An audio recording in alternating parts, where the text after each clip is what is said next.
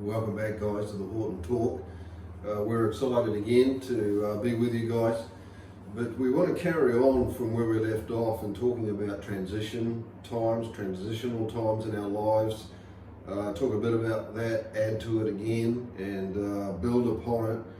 About 5 years ago now, I was diagnosed with prostate cancer, and it was only by chance that we were walking through a shopping centre and they were doing this blood test thing that you could just get pricked and have a test, and all of a sudden my PSA count was through the roof. So they discovered over those next few months that I had prostate cancer, and that was definitely a transitional time for me. And it wasn't a time, I must admit, that shocked me or put me into a place of fear. Because I'm a firm believer that when somebody speaks something out into the atmosphere and speaks it into the atmosphere over your life, how you receive that into your mind, your psyche, your spirit, whatever you want to call it, how you receive that, I believe, is how it governs how and what the outcome of those words that are being spoken. And in my circumstance, it was, you've got cancer. So how you receive that, I believe, is how you build and overcome that whole atmosphere, that whole place of being given some bad news and how you should handle it. We live in a very spiritual world, but yet at times we don't stop, like we spoke in the last video, and smell the roses. We don't slow down at times because we're in such a driving mode and driving world that we live in. But it was actually several months before I'd been diagnosed with cancer where I felt that there was, I just had to take out some time. I had to slow down from what I was doing. And it was in the midst of that time of slowing down, I looked at what I was putting into my body. I was looking at this whole arena of healing for other people's lives, and how people could be healed of diseases and sicknesses. And so when that news was given to me, it was like I'd been in a place of preparation already. And so when the news came, it wasn't a sudden blow.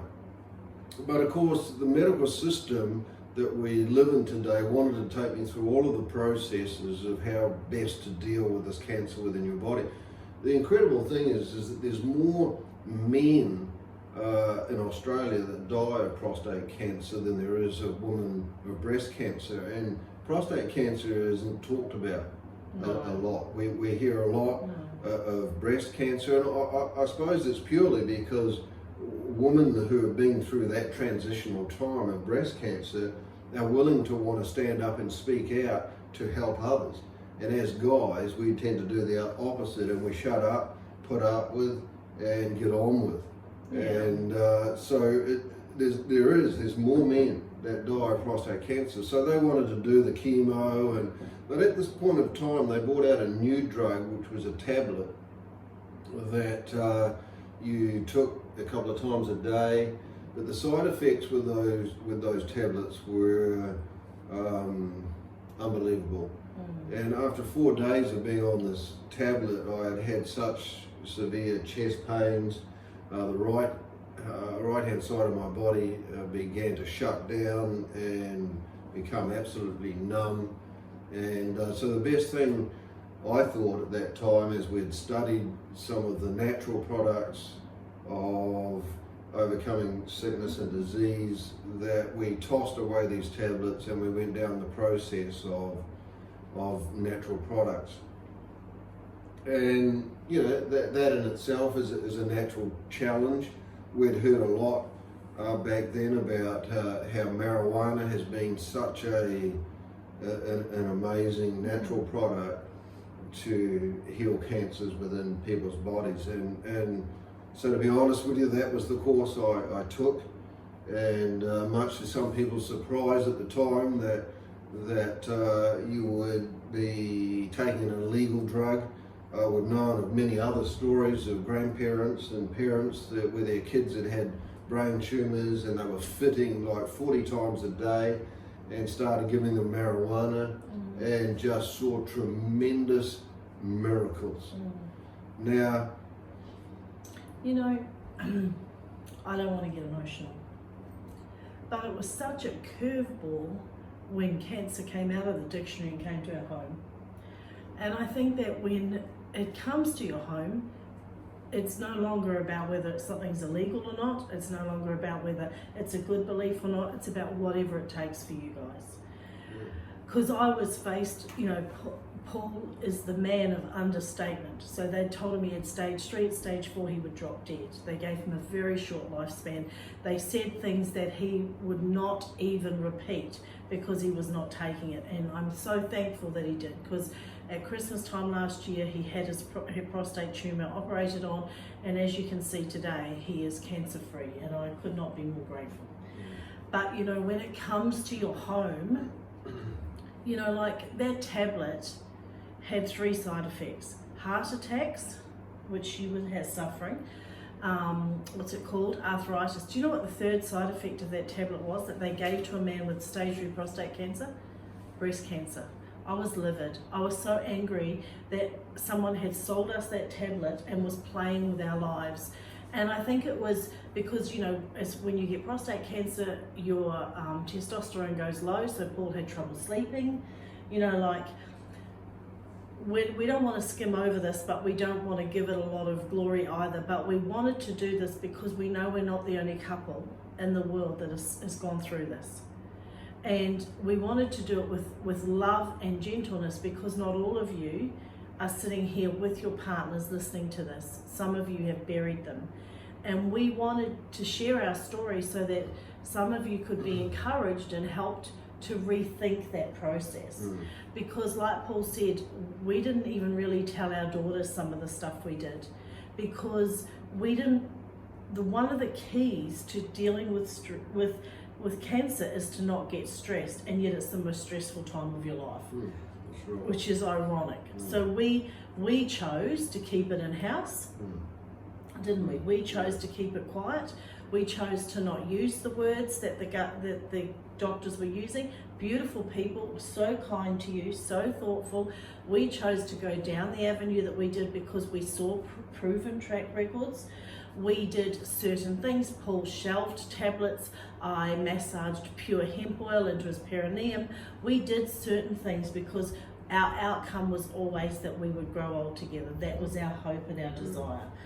And it's the reason. Sorry to cut you off, but the reason in sharing the story is that transition time, like many other transition times within our lives, is the greatest enemy that seems to come against us is not only the voices in our own head, but the voices of the outside as well.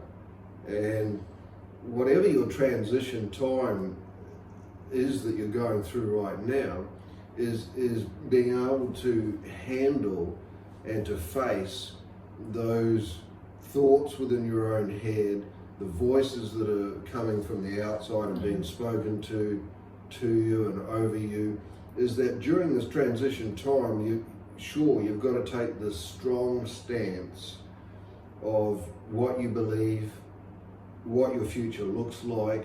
Like never did I ever have this thought in the transition time for them with cancer was how my future was going to be altered, changed, or any different. The key was, as I looked at my future the exact same way as I did before I'd had the prognosis of cancer.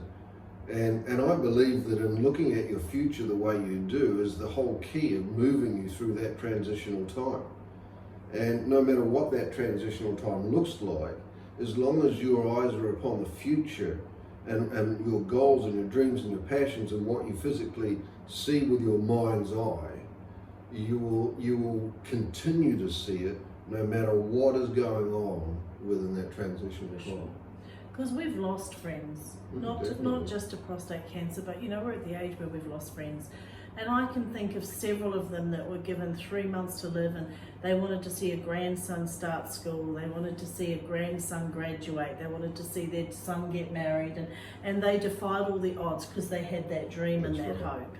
You know, and I think for us, you know, we had moments, and one of the most light-hearted moments I think we can share with you is we were sort of halfway through it, so we were 3 Christmases in, and Paul was on the Weber and I was serving some dinner, and the 4 girls had gathered at the table, and I come in while they're having this conversation about what could they possibly do if they lose the good parent.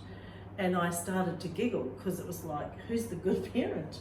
And they said, well, Mum, you know, we're just talking about the fact that if you lose Dad, you know, you're going to really fall apart, and I guess there's 4 of us, so you could have 3 months with each of us, but you know, you're going to be a bit of a mess. And I started to laugh because we hadn't kind of got to that point, like, you know, we weren't thinking like that. And I said, look, the day Dad does chuff off, which I don't think is going to be anytime soon, I said, I'll be completely happy on my own, and you know, and you guys can all relax. But afterwards I said, you know, you girls are monkeys. Like, if you need money, you come to me. If you need babysitting, you come to me. And I'm not the good parent. Like, it kind of became a bit of a family joke, because the fact of the matter is it's a serious subject.